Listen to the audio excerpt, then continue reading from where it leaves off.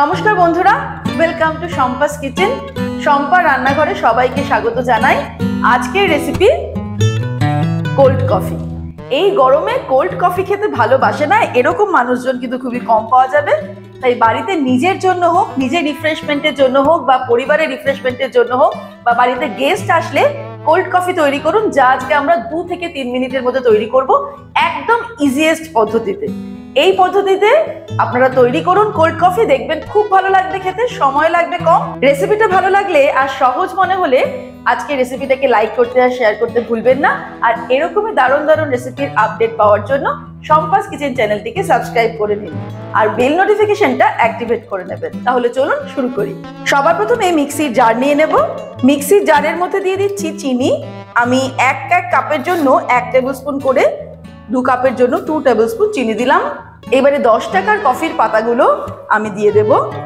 এক কাপের জন্য একটা করে পাতা দিতে হবে। 2 কাপের জন্য 2 পাতা কফি দিয়ে দিলাম।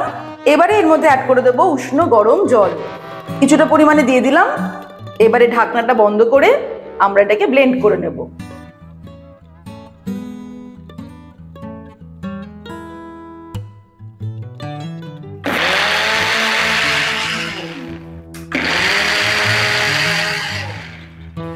কফিটাকে আমরা ব্লেন্ড করে নিলাম। এবারে এর মধ্যে অ্যাড করে দেব দুধ।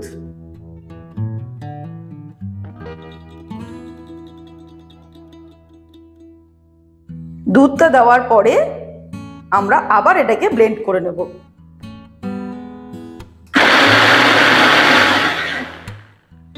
ব্যাস, তাহলে কিন্তু আমাদের মিক্সির জারের কাজ শেষ। এবারে সার্ভ করব। এবারে প্রথমেই দিয়ে দিচ্ছি গ্লাসের মধ্যে বরফ। 3-4 টুকরো করে বরফ দিয়ে দেব। বরফ অ্যাড করার পর এবারে আমি কফিটা ঢেলে দিচ্ছি।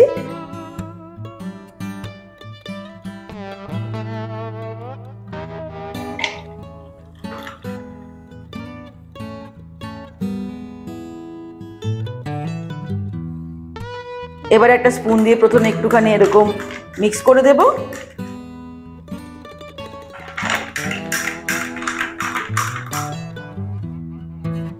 আর এখানে অনেকটাই ফেনাটা রয়ে গেছে, সেটাকে আমি ওপর থেকে একটু সার্ভ করে দিচ্ছি।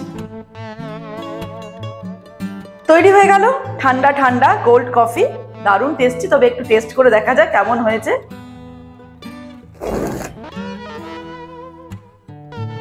দারুণ হয়েছে। গরমে কিন্তু একদম পারফেক্ট রিফ্রেশমেন্ট।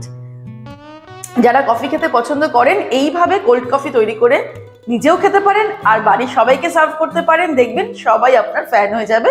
আজকের রেসিপিটা ভালো লাগলে লাইক করতে আর শেয়ার করতে ভুলবেন না।